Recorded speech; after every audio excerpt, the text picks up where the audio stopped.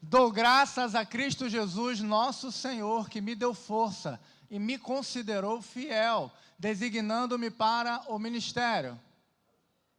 A mim que anteriormente fui blasfemo, diga blasfemo, perseguidor, insolente, mas alcancei misericórdia, porque o fiz por ignorância e na minha incredulidade. Contudo, a graça de nosso Senhor transbordou sobre mim com a fé e o amor que estão em Cristo Jesus. Esta afirmação é fiel e digna de toda aceitação. Cristo Jesus veio ao mundo para salvar os pecadores, dos quais eu sou o pior, diga pior.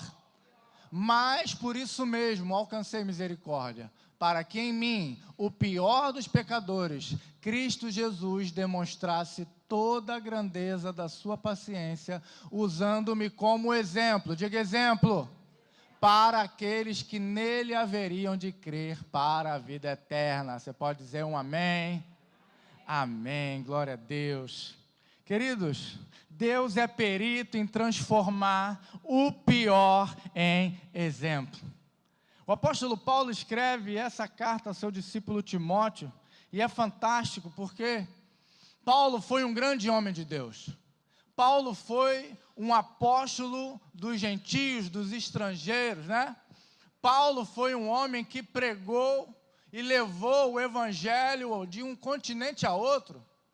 Pregou na Ásia, abriu igrejas, até na Europa, fez discípulos, formou líderes.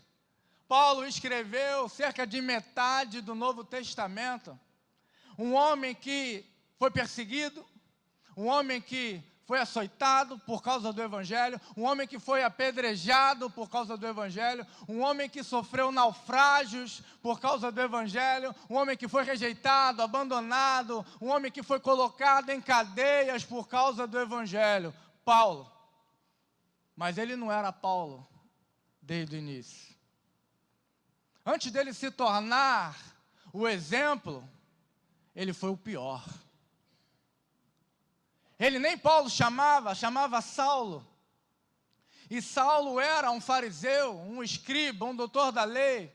Saulo era um homem que perseguia aqueles que eram da seita do caminho, aqueles que iam pelo caminho pregando o evangelho. Ele acreditava que aquelas pessoas estavam blasfemando contra Deus e por isso perseguia.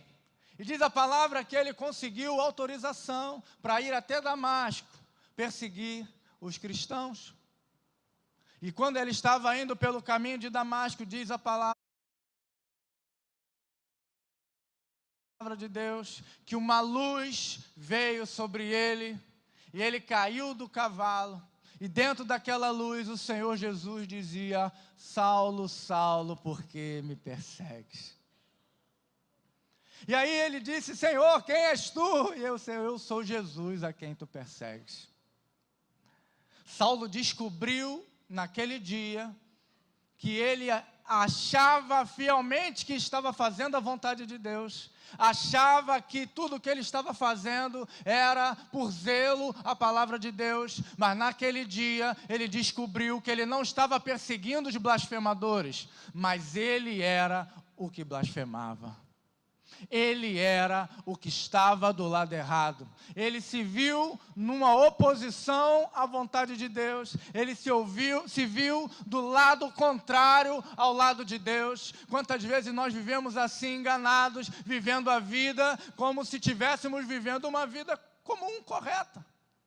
Eu pensei durante muito tempo assim. Eu pensava que se eu não fizesse nada de errado, estava tudo certo. Eu achava que a vida que eu tinha agradava a Deus, mas é que eu estava enganado. Saulo estava enganado. Saulo era um homem obstinado. Ele queria fazer a vontade de Deus, mas aquilo que ele entendia por certo era errado.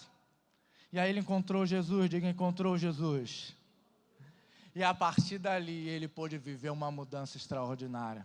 A Bíblia vai dizer que ele vai para a casa de um homem, fica lá 3 dias cego, não enxerga nada, até que o Senhor manda Ananias, um discípulo, para que pusesse as mãos sobre ele e ele pudesse enxergar. E aí Deus começou a obra, porque Deus tinha separado Paulo para padecer pelo Evangelho, para levar o Evangelho às nações. E Paulo se tornou esse que nós vimos. Um homem que discipulou muitos, um homem que doutrinou a igreja. E ele é o exemplo para muitos de nós. Ele é um exemplo para mim, eu acredito que ele é um exemplo para você também. Mas como ele pôde viver essa mudança? No princípio do texto, ele vai dizer algo sobre a misericórdia. Só é possível nós vivermos o que Deus tem para nós se a misericórdia de Deus nos alcançar. A misericórdia de Deus alcançou Saulo. O que é essa misericórdia? A misericórdia é o castigo que eu mereço, mas Deus não me deu. A verdade é que nós estávamos separados de Deus. A verdade é que se nós morrêssemos dos nossos pecados, e não acontecesse nada, não viesse ninguém para nos salvar, ainda assim seria justo, porque o primeiro homem, Deus disse a ele, não coma da árvore, se você comer, você vai morrer. E ele fez totalmente o contrário daquilo que Deus havia dito, e por causa dele, da desobediência dele, da descrença dele, o pecado entrou na humanidade, e a partir dele, todos nascemos separados de Deus. Mas a misericórdia de Deus, o castigo que nós merecíamos, Ele não quis dar, porque Ele muito nos ama. E aí Ele enviou o seu Filho, Ele disse, olha, virá um, nascido de mulher, que esmagará a cabeça da serpente. E nós aprendemos hoje de manhã, e eu quero recomendar a você a ver essa live da manhã, que foi tremendo. Também quero recomendar você, discípulo, a vir quarta-feira no discipulado, está sendo muito bom, está sendo uma bênção. Se você não está vindo, está deixando de receber. Então o Senhor, Ele disse, olha, vai vir um, nascido de mulher, que vai esmagar a cabeça da serpente. A gente aprendeu que a cabeça significa autoridade. Então Deus não deixou o homem à própria sorte. Pense, um homem como Saulo, um homem perseguidor. Diz a palavra que quando Estevão era apedrejado, Saulo estava lá consentindo com aquilo. Estevão, que foi um diácono, um dos primeiros diáconos. Estevão, que foi o primeiro mártir da igreja. Saulo estava lá apoiando aquela morte. Imagine quantas mortes não caíram na conta de Saulo. Quantas pessoas deixaram de pregar por causa de Saulo? Quantas pessoas entraram em cadeias por causa de Saulo? Mas Deus é perito em transformar o pior num exemplo.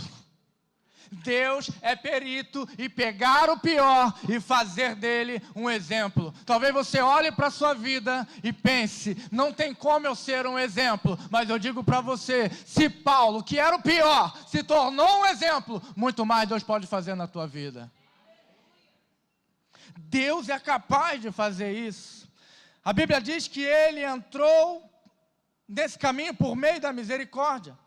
Mas também vai dizer que a graça de Deus superabundou sobre ele. E o que é essa graça? A graça é o favor que eu não mereço, mas Ele me dá. A misericórdia é o castigo que eu mereço, mas Ele não me dá. Mas a graça é o favor que eu não mereço, mas Ele me dá. A Bíblia vai dizer que Jesus era o Filho amado, em quem Ele tinha prazer, né? Mas será que nós somos esse filho amado? Quem tem filho aí, levanta a mão. Às vezes a gente gostaria de dar coisas aos nossos filhos, sim ou não? Mas às vezes a gente olha para o filho e fala, se eu der isso aqui para o meu filho, vai causar mais dano do que bênção, é ou não é? Então nem sempre nós somos filhos amados. Nós não merecíamos essa graça, nós não merecíamos essa dádiva, mas Ele nos deu, mesmo assim, sem merecer. E diz a palavra que superabundou, foi além do abundar, foi além, Deus fez mais, Deus fez muito além daquilo que a gente podia esperar. Esse é o nosso Deus, e vai dizer que foi por meio de fé, por meio de amor. Então a graça gerou fé no coração de Saulo, para crer que poderia ser transformado do pior para um exemplo, e ele saiu para viver tudo o que Deus tinha reservado para ele. Eu quero dizer para você que a graça de Deus está disponível sobre a tua vida, que você não vai continuar entre os piores, mas você será transformado num exemplo, e aquilo que Deus tem para a tua vida vai se cumprir, porque Ele quer que seja assim. Deus quis. A graça superabundou por meio da fé e por meio do amor. Deus vai gerar amor no teu coração. Deus vai gerar fé no teu coração. E você vai poder viver essa bênção. E isso vai trazer conhecimento de quem nós somos diante de Deus. Porque às vezes a gente até pensa, como eu disse, que está tudo bem. Que nós estamos legal diante de Deus. Mas quando a misericórdia nos alcança, quando a graça vem superabundar sobre a nossa vida, ela traz revelação daquilo que nós somos diante de Deus. E Paulo viu quem ele era. Saulo viu quem ele era. Eu sou o pior dos pecadores. Quem é você diante de Deus? Nós falamos outro dia na célula, Deus é luz e não há nele treva alguma. Se você diz que tem comunhão com Deus e anda nas trevas, você está mentindo e não pratica a verdade. E nós falamos que à medida que você se aproxima da luz, a luz revela as tuas trevas. A luz mostra a tua sujeira, a tua impureza, os teus pecados. E aí vem uma decisão: caminho mais para a luz ou volto para as trevas? João vai dizer que os homens amaram mais as trevas que a luz, porque suas obras eram más. Olha isso. A Bíblia vai dizer: aquele que está limpo, limpe-se mais. Então, se você está indo na direção da luz, a luz vai revelar quem você é. Mas o que você vai fazer? Vai tomar posse da graça, vai caminhar mais um pouco, vai andar mais um pouco. E à medida que você vai na direção da luz, você é limpo, você é santificado, você é transformado, você sai do pior para um exemplo. Hoje Deus quer fazer isso na tua vida. Ele quer tirar o pior para exemplo. Ele quer transformar o pior em exemplo. Se isso é com você, diga glória a Deus. Quem lembra de um homem chamado Onésimo? Um homem que era um escravo, um homem que fugiu, que causou dano ao seu senhor, um homem que terminou preso numa cadeia, um homem que estava extremamente endividado por tudo que fez. Talvez hoje você, talvez hoje eu, talvez hoje nós estamos colhendo coisas, colhendo situações na nossa vida, fruto das escolhas que nós tomamos, fruto das más decisões que nós tomamos. Se hoje talvez a família não está legal, se hoje talvez a saúde não está boa, a finança não está legal, são fruto das escolhas que nós tomamos lá atrás. Onésimo terminou numa cadeia, talvez sem esperança, sem expectativa do que pudesse vir algo bom de lá, de que pudesse vir algo ruim de lá. Mas às vezes, meu irmão, é necessário descer ao fundo do poço para ver a luz de Cristo. E diz a palavra que lá naquela cadeia, Onésimo encontrou Paulo. E um homem de Deus, quando é encontrado por alguém, essa pessoa não permanece da mesma maneira. Tem homem de Deus aqui? Tem mulher de Deus aqui? As pessoas têm que passar pela sua vida e serem transformadas. Nós precisamos ser um impacto na vida daqueles que estão à nossa volta. E Deus tornou aquele homem diferente. E diz a palavra que Paulo escreve uma carta a Filemão. Está lá no livro de Filemão, você pode ver isso. E manda essa carta com Onésimo, que agora já estava livre da cadeia. E diga para ele: Onésimo, volta lá em Filemão e leva essa carta para ele. Imagine um escravo fugitivo e com dívida, voltando para casa daquele que era dono dele, daquele que mandava nele, daquele ao qual ele devia, daquele ao qual tinha causado danos. Só que Filemão era um homem que tinha sido encontrado por Paulo também. também era um homem que estava em Cristo, também era um irmão. E aí, quando o Onésimo chega naquela casa e começa a contar a história, creio eu, mostra a carta, e aquele homem, Filemão, começa a ler a carta. Filemão, sou eu, Paulo. Está vendo, Onésimo? Eu te recomendo que não receba ele como um empregado, como um servo, como um escravo, mas receba ele como um irmão. Eu te recomendo que, se ele tem alguma dívida, perdoa, coloca na minha conta, Paulo disse. Esse Onésimo que antes era inútil para você, hoje ele é muito útil a ti e também a mim. Sabe por quê? Porque Deus é perito em transformar o pior num exemplo. Deus pegou um homem como Onésimo, um escravo, cheio de dívidas, cheio de problemas, dentro de uma cadeia, e transformou ele num liberto, sem dívidas e num irmão. Olha o que Deus pode fazer na tua vida. Olha o que Deus pode fazer na tua história. Olha o que Deus pode fazer na tua casa, na tua família, na tua saúde, na tua finança. Eu não sei qual é a área da sua vida que está em pior condição. Mas uma coisa eu sei, eu vou te dizer, Deus é capaz de pegar o pior e fazer desse pior um exemplo. Você crê? Você está tão quietinho hoje, você está tão quietinha hoje, está refletindo? O inútil se tornou útil. O endividado saiu do Serasa. O preso se tornou liberto. O que era fugitivo voltou com uma carta de recomendação. Olha isso. Eu me lembro uma vez que eu era do mundo, né? Estava lá no mundão. Eu trabalhei numa empresa. E eu estava num momento crítico da vida. O que eu fazia? Chegava bêbado para trabalhar, virado. Trabalhava dormindo. Ficava na rede social, olhando um monte de coisa que não deve. Fui demitido. E aí me converti. E aí toda vez que eu ia fazer uma entrevista de emprego, eu pensava assim, olha, eu não posso mentir. Eles vão perguntar por que eu saí dali. O que eu vou dizer? Agora eu sou crente. O que eu vou falar? E aí eu ia na entrevista, ouvi que você trabalhou aqui, Saiu por causa de quê? Aí eu, pronto, não vou ser admitido, já era. Não vou voltar. E aí sabe o que aconteceu? Eu tinha colocado um rapaz lá, um amigo meu que era cristão, e ele ficou sabendo que eu tinha me convertido. Aí o que ele fez? Ele chegou para a chefe e falou, contrata ele de novo. Porque ele agora não é mais quem ele era. Ele é alguém transformado. Olha isso. E aí eu cheguei na empresa, e aí trabalhei durante um tempo, me prometeram uma coisa, não fizeram, eu falei, então não quero mais, glória a Deus. Mas sabe o que aconteceu? Quando eu ia fazer a entrevista, agora o meu testemunho era outro. Por que você saiu? Eu saí, mas eu voltei.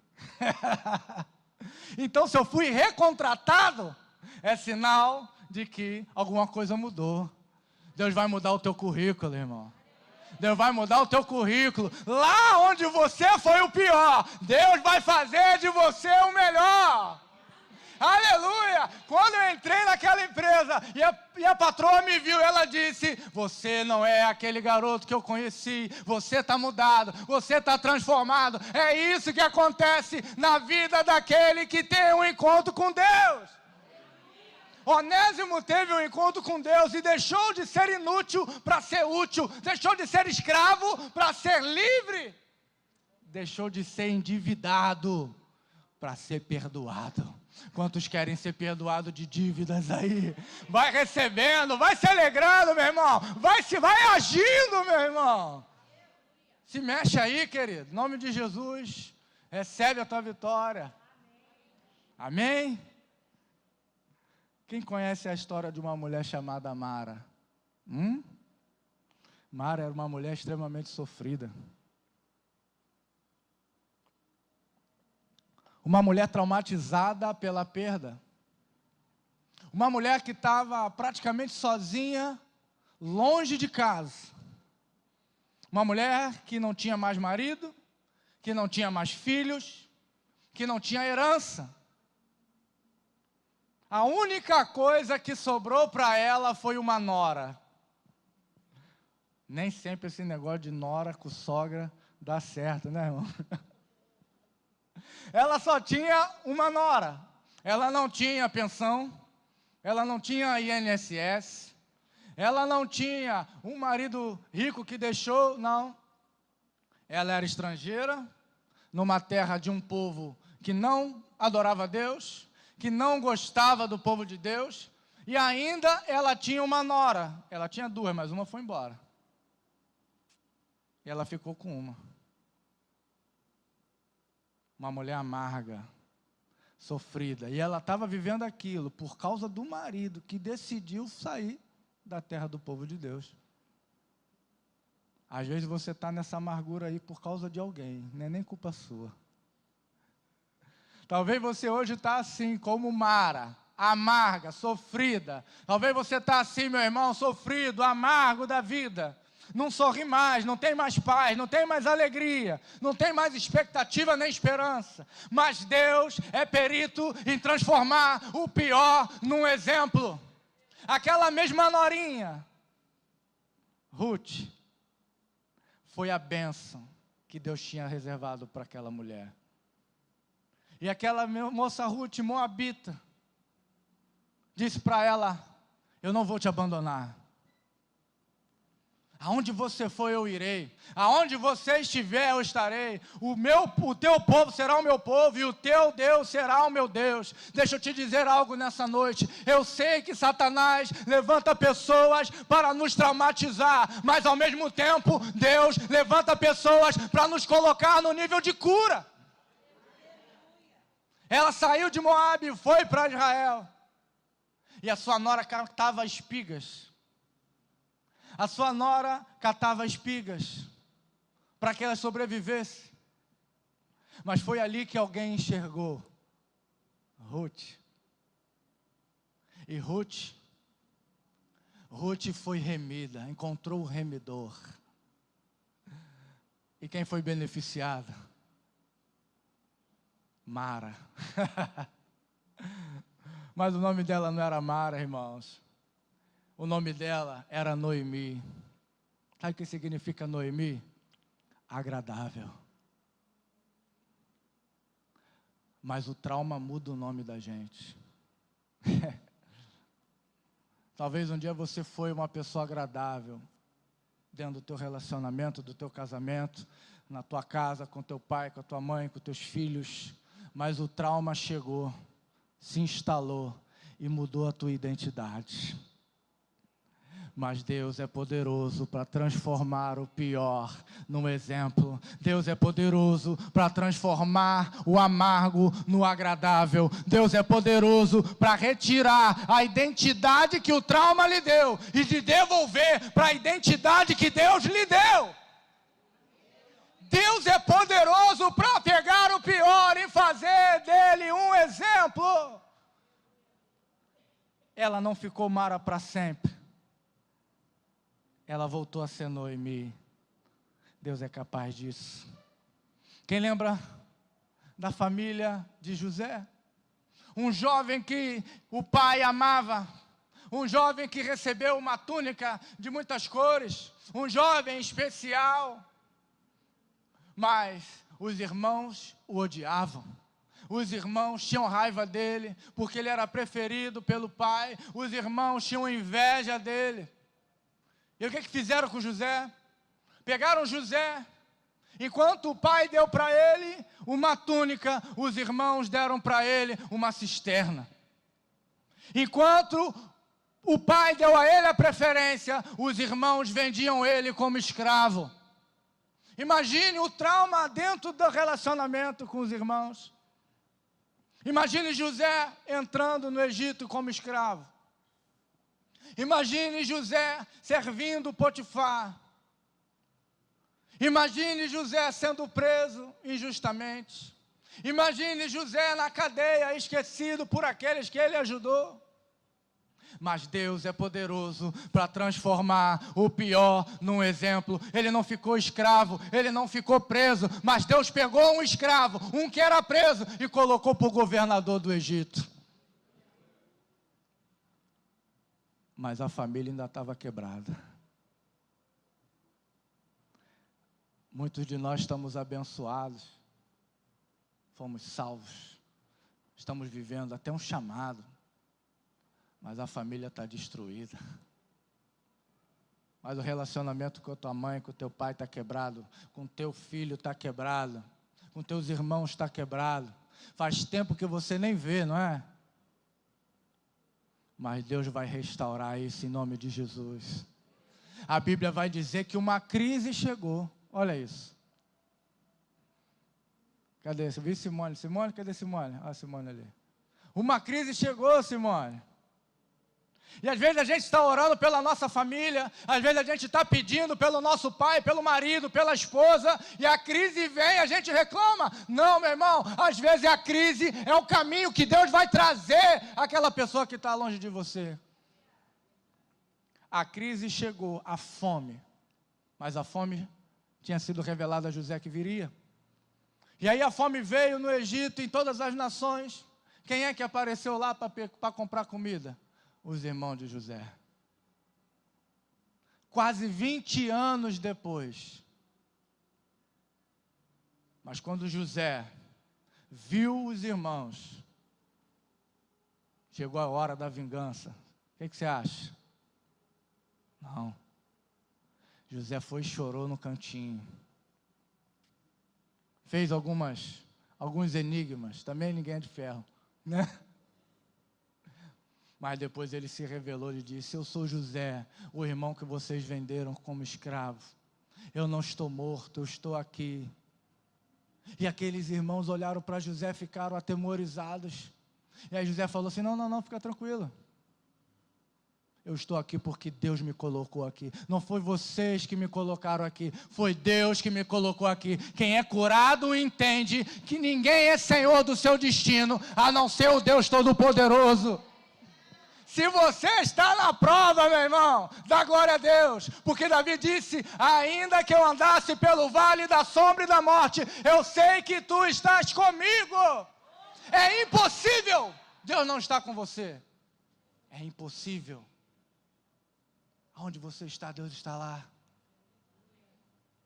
Deus estava com José na casa de Potifar, naquela prisão. Deus estava com José lá no governo do Egito. Nos 7 anos de fartura, Deus estava com José. Quando veio os anos de fome, Deus estava com José. Quando os irmãos apareceram lá, Deus estava com José. E José entendeu: eu estou aqui porque Deus me colocou aqui, para que a minha família não passe fome, para que a minha família não pereça na fome, para que através de mim, a minha família encontre descanso. Deus levantou você para ser essa pessoa, alguém que vai ser o exemplo para a sua família. O que o homem fez, Jacó, por José, não foi mais forte do que aquilo que Deus havia estabelecido. Quando eles entraram no Egito, a família foi restaurada. Tudo que havia de mágoa foi perdoado. E eles entraram no melhor lugar que havia no Egito. Deus é poderoso para pegar o pior e transformar no melhor. Como está a sua casa, como está a sua família, como está o seu relacionamento com o seu pai, com a sua mãe, com o seu irmão. Eu quero dizer para você que você vai entrar no melhor lugar que Deus reservou para você. Em nome de Jesus. Alguém recebe isso aí? Amém. Aleluia. Deus é poderoso para fazer. Vai derramar água no negócio aqui. Aí já era. Aí Jaqueline não me dá mais nada.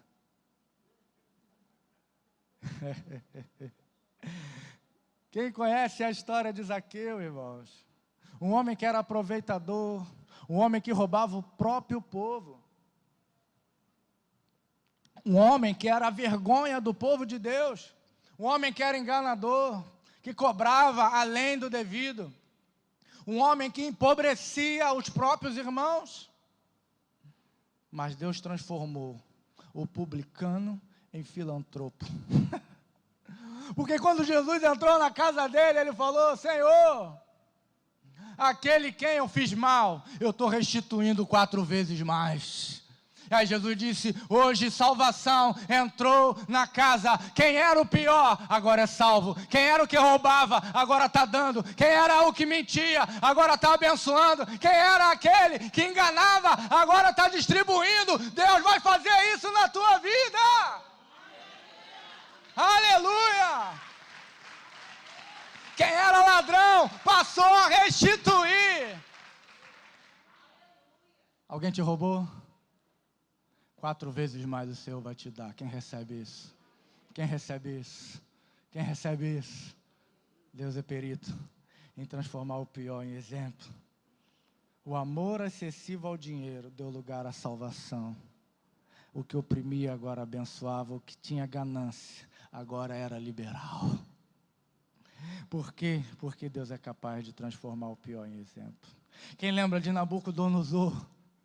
Um homem que se achava Deus, um homem que foi tão poderoso na sua época, um homem que dominou territórios, um homem que o seu reino se estendia da Ásia, pegava a África e a Europa. E ele foi tão poderoso que ele decidiu montar uma estátua dele, de ouro. Ele disse que todo mundo tinha que se dobrar diante dela quando a trombeta tocasse. Olha, talvez esse Nabucodonosor é teu marido, ou é a tua esposa, ou é o teu pai, ou é o teu patrão. Você acha até Deus, né? Mas a Bíblia vai dizer que os soberbos vão ser abatidos. Agora não fica triste não, porque é o processo de Deus. Amém? Quem tem ouvidos ouça. Abre aí, meu querido, coloca aí na tela, por gentileza, Daniel capítulo 4, versículo 25. Daniel 4, 25. Isso, é isso aí mesmo. Agora vai. Olha o que Daniel falou para Nabucodonosor: tu serás expulso do meio dos homens e viverá com os animais selvagens. Comerás capim com os bois e te molharás com o orvalho do céu. Passarão 7 tempos até que admitas que o Altíssimo, domina sobre o reino dos homens e o dá a quem quer. Deus abate o soberbo. Bota lá no 27. Você vai ver que ele não seguiu o conselho de Daniel. Versículo 27. Portanto, ó rei, olha Daniel, aceita o meu conselho, renuncia aos teus pecados, à tua maldade, pratica a justiça e tem compaixão dos necessitados. Talvez então continues a viver em paz. Continua. Tudo isso aconteceu com o rei Nabucodonosor. 12 meses depois, quando o rei estava andando no terraço do palácio real da Babilônia, ele disse: acaso não é essa a grande Babilônia que eu construí, como capital do meu reino, com meu enorme poder e para a glória da minha majestade? Ele ouviu o conselho, irmãos? Tem gente que mora na nossa casa e não ouve o conselho. Sim ou não? Sai daí, não vai por aí, cuidado. Mas vamos lá. As palavras ainda estavam nos seus lábios, olha isso. Quando veio do céu uma voz e disse, agora não era mais Daniel. Enquanto é os profetas, você ainda tem jeito. Mas quando Deus fala, quem vai tirar você da mão de Deus? Olha o que aconteceu. As palavras ainda não estavam nos lábios dele. Eis que está decretado, quanto a você, rei Nabucodonosor, sua autoridade real foi tirada. Vamos lá. Você será expulso dos meios dos homens, viverá com os animais selvagens, comerá capim como os bois. Tenta imaginar isso. Passarão 7 tempos até que admitas que o Altíssimo domina sobre o reino dos homens e os dá a quem quer. a sentença sobre Nabucodonosor cumpriu-se imediatamente. Ele foi expulso do meio dos homens e passou a comer capim com os bois. Seu corpo molhou-se como o orvalho do céu, até que os seus cabelos e pelos cresceram como as penas da águia, e as suas unhas como as garras das aves. Ao fim daquele período, olha só, agora mudou. Está vendo? Lembra o que eu disse? Às vezes, para algumas pessoas, é necessário chegar no fundo do poço. Estão entendendo, irmãos? Então não faz a oração contrária. Entenda que existe um processo. Até que admitas. Ao fim daquele período, Nabucodonosor, levantei os olhos ao céu e percebi que o meu entendimento tinha voltado. Então louvei ao Altíssimo, honrei e glorifiquei aquele que vive para sempre. O seu domínio é um domínio eterno, o seu reino dura de geração em geração. Vamos lá. Todos os povos da terra são como nada diante dele. Ele age como lhe agrada, com os exércitos do céu e com os habitantes da terra. Ninguém é capaz de resistir à tua mão ou dizer-lhe o que fizeste. Vamos, naquele momento voltou-me o entendimento. Eu recuperei a honra e a majestade e a glória do meu reino. Meus conselheiros, os meus nobres me procuraram no meu trono e o meu trono foi restituído. A minha grandeza veio a ser ainda maior. Eu agora, Nabucodonosor, louvo, exalto, glorifico o Rei dos céus, porque tudo que ele faz é certo e todos os seus caminhos são justos. Ele tem poder para humilhar aqueles que vivem com arrogância. É muito forte isso, irmãos. Ele é capaz de pegar o pior e fazer dele um exemplo. Soberbo vai ser abatido, mas ele também é aquele que levanta os humilhados, até que reconheça quem é o Deus Altíssimo. Nabucodonosor reconheceu e entendeu que ele não era Deus nada, que ele era apenas alguém que Deus deu os reinos. Quem conhece a história daquela mulher chamada Tamar, uma mulher que estava para casar, estava casada com um dos filhos de Judá, e ele morreu sem ter filhos. E Judá tinha um segundo filho, porque segundo a lei lá, tinha que o irmão suscitar descendência do que morreu sem deixar filho. Aí o irmão foi lá, mas o irmão não queria nada, Deus matou ele. E aí Judá tinha um terceiro, pequeno, aí ele falou, opa, não vou dar esse. Não vou dar esse, essa mulher é maligna.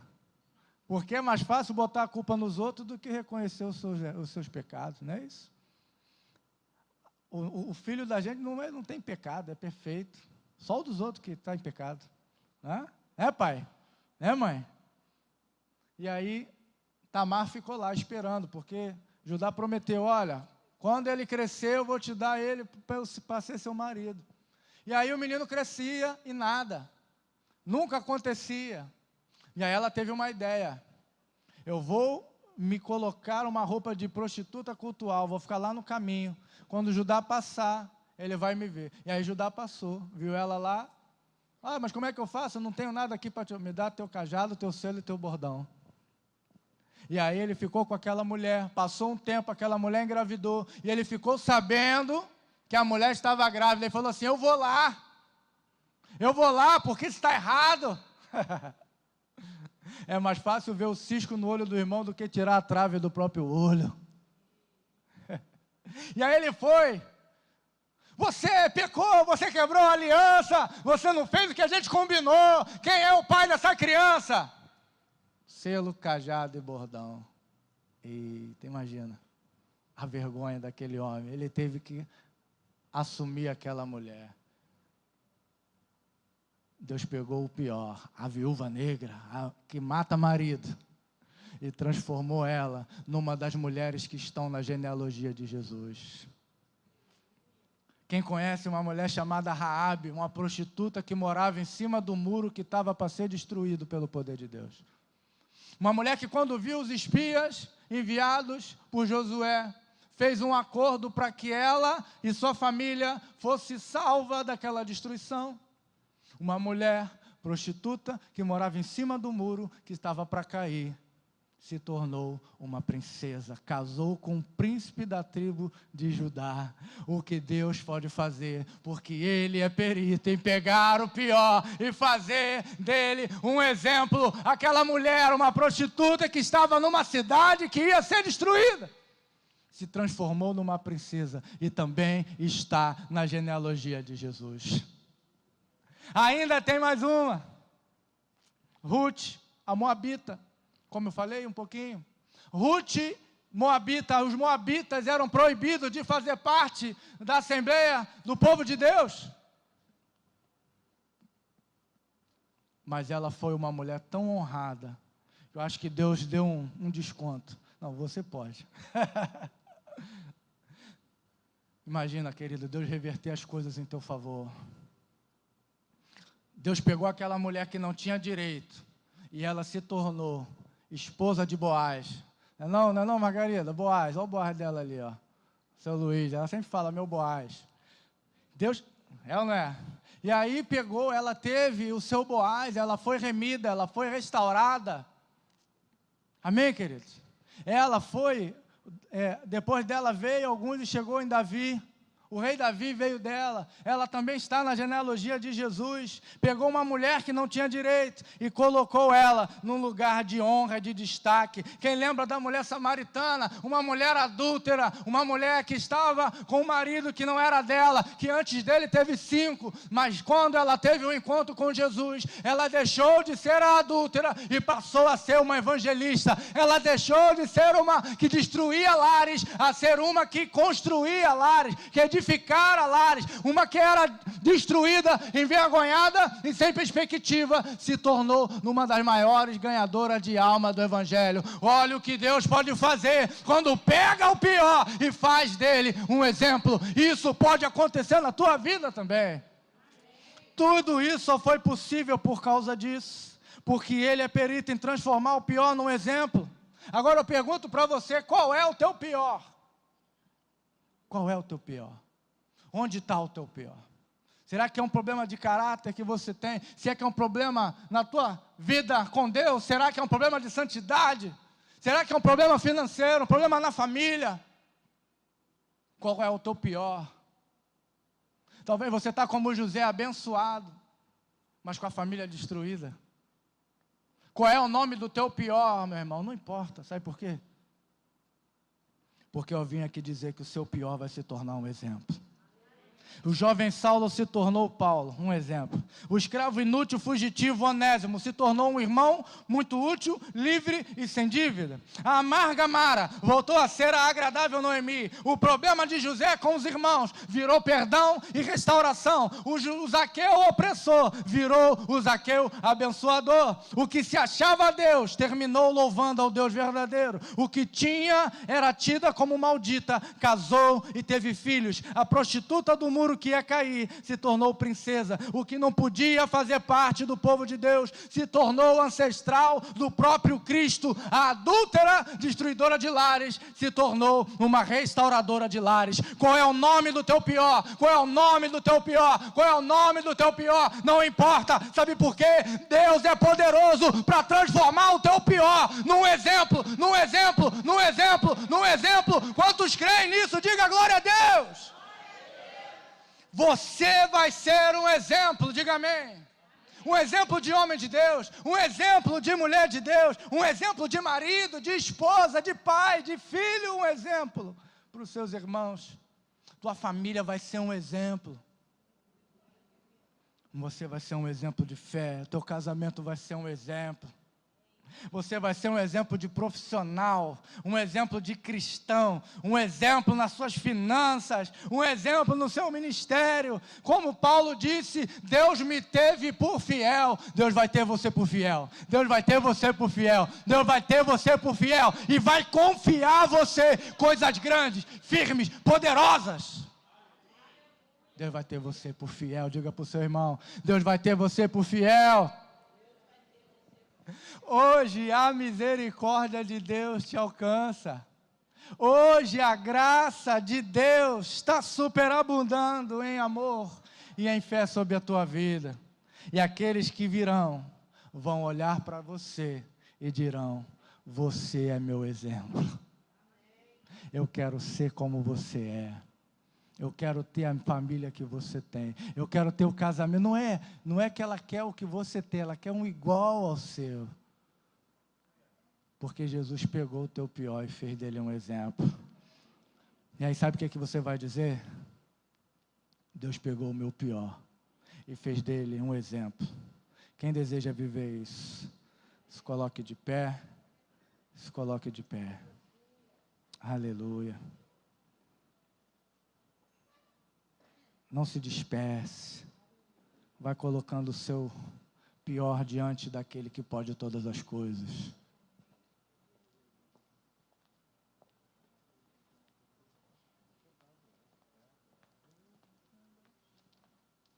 Aleluia. Queridos, nós não merecemos essa graça.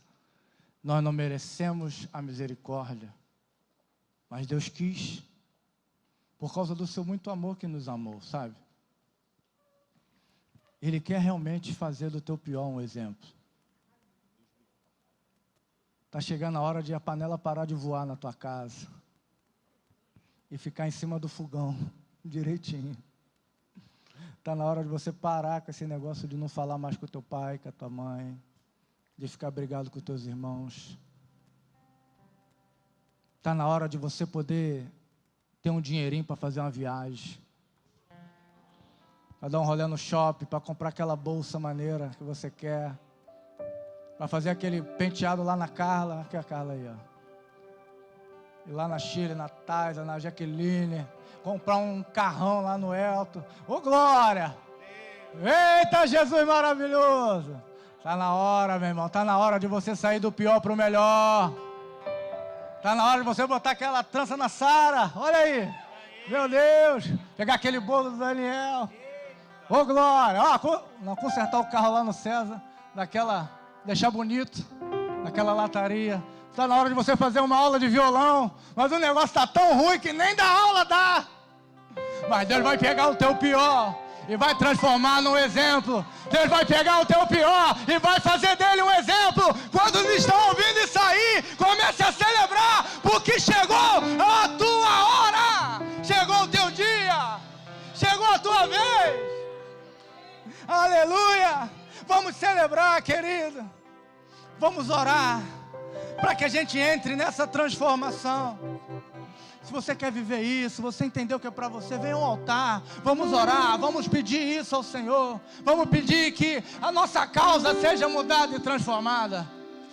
Mesmo sendo assim, aleluia, pobre pecador, Deus me ama. Não tem nada a ver com você, tem a ver com Ele. Mesmo sendo fraco, mesmo sem merecer, Deus me ama. Ele te ama, independente de você e de mim, Ele nos ama. Se estou forte, se eu estou de pé, Deus me ama. Se tu tá de pé, se tá caído, Ele te ama, meu irmão. Ele te ama. Se estou fraco, se eu estou caído, Ele não deixa de me amar. Oh, glória a Deus. Sem o seu amor, sem o seu perdão, o que seria de mim? O que seria de nós sem o amor e o perdão de Deus? Deus me amou tanto que entregou seu filho para morrer em meu lugar. Você pode levantar as tuas mãos aos céus e dizer: Deus me ama. Deus me ama e o seu amor é tão grande e incondicional. Deus me ama